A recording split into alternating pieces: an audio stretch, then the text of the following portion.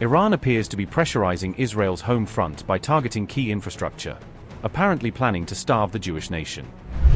After earlier strikes on the Haifa port area, which handles a major portion of Israel's food imports, Iran targeted a key industrial site linked to Israel's agricultural industry. With critical infrastructure repeatedly coming under fire, many Israelis are now staring at the risk of a broader food and economic crisis, even as Prime Minister Netanyahu presses ahead with the war against Iran. Iranian missiles have caused fresh havoc at a key Israeli industrial site as the war grinds into its fifth week, underscoring how critical infrastructure is increasingly in the crosshairs. Israeli pesticides maker Adama said debris from an Iranian missile strike had damaged crucial infrastructure at its Makdashim plant in southern Israel. The company reported that a warehouse holding finished products, along with production equipment and essential systems, had been hit in the incident.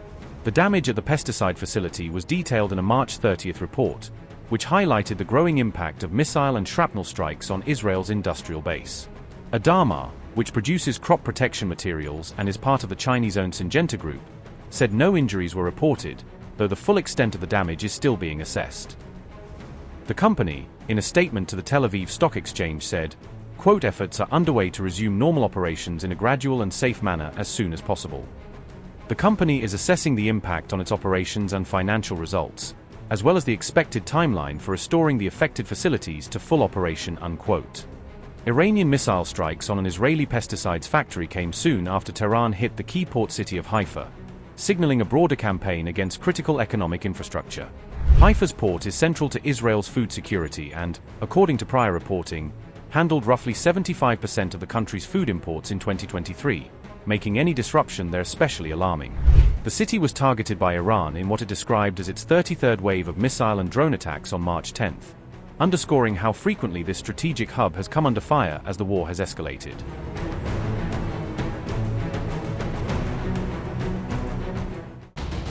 Iran issued a sinister new threat just hours after its missile strike on a chemical factory in southern Israel, making clear that the attack was only a first warning shot. A senior Iranian commander said that retaliatory operations against the United States and Israel are already underway and are now intensifying with every new round of aggression. The commander of the IRGC's aerospace force made these remarks in an official statement released on March 29, outlining Tehran's evolving response strategy. Brigadier General Majid Musavi said Iran's reply to what he called the enemy's attacks is being delivered through precise strikes on carefully chosen economic and military targets. Musavi's statements were carried by Iranian outlets such as Press TV, which detailed the scope of Iran's ongoing retaliation across the region. Musavi's warning came at the same time as reports that both the United States and Israel are struggling with shortages of interceptor missiles under sustained attack. Israel is reportedly rationing its most advanced interceptor systems to prevent its air defense stockpiles from collapsing during what could become a long war.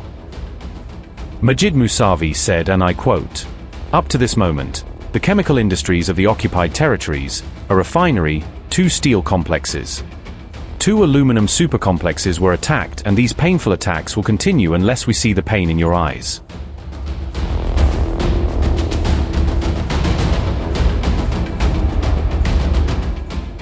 An Israeli chemical factory in the Neot Hovav industrial zone was struck by an Iranian missile on March 29, in one of the clearest examples of Iran's shift to industrial targets.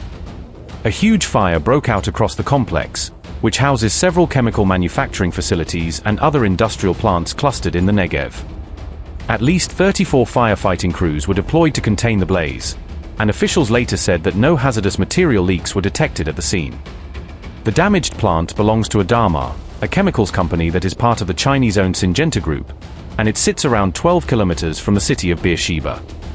In Beersheba itself, at least 11 people were injured after an Iranian missile struck an open area near the city during the same wave of attacks. Local reports said those people were hurt by flying objects and debris thrown into the air by the missile shockwave rather than by a direct hit. Emergency service Megan David Adam also treated around 20 others suffering from acute anxiety, and they were all taken to Soroka Hospital for further care. In Kuwait, Iranian forces struck a power and water distillation facility linked to US interests, killing 1 worker in a related attack on Gulf-based infrastructure. Iranian officials say this wave of retaliation followed earlier IDF strikes on the Arak heavy water reactor and on a uranium-related site in the province of Yazd. The global atomic watchdog has confirmed that Iran's Kandab water plant sustained severe damage during those Israeli attacks. The agency added that Kandab contained no declared nuclear material at the time of the strike and that the facility is now no longer operational. At the same time, Iranian state media reported a separate American-Israel attack on a unit of the Tabriz petrochemical company in northwest Iran. Officials there said no toxic or polluting substances were released after the strike, and rescue teams quickly brought the situation under control. Earlier in the conflict, Israel had publicly boasted that it hit facilities linked to Iran's nuclear program and heavy industry, claiming major damage to production capacity.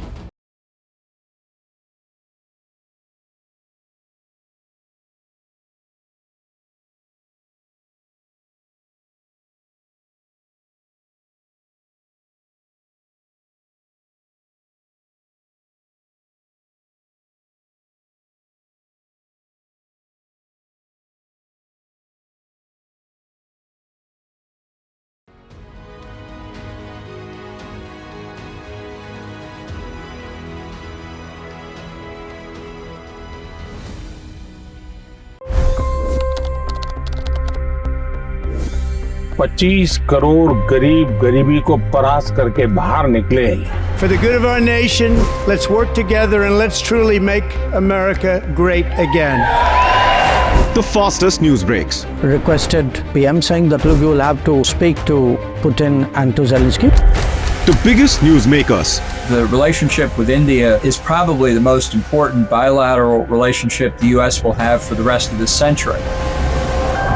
The capital delivered quite an election result today. Expert analysis. The million-dollar question today is how to stop this dance of death. Ground reports. I'm standing at the crossroad of the Kumbh Mela. Behind me are more than 100 entry ghats. Long-form interviews. Exclusionary politics is reflected in Manipur case as well. You don't bother because this is a small state. Deep dive into burning issues. It's often said DRC could be the richest country in the whole world. It's because of what sits underneath. Why exactly did the US topple the Sheikh Hasina government? HT videos. We don't just break news, we break it down.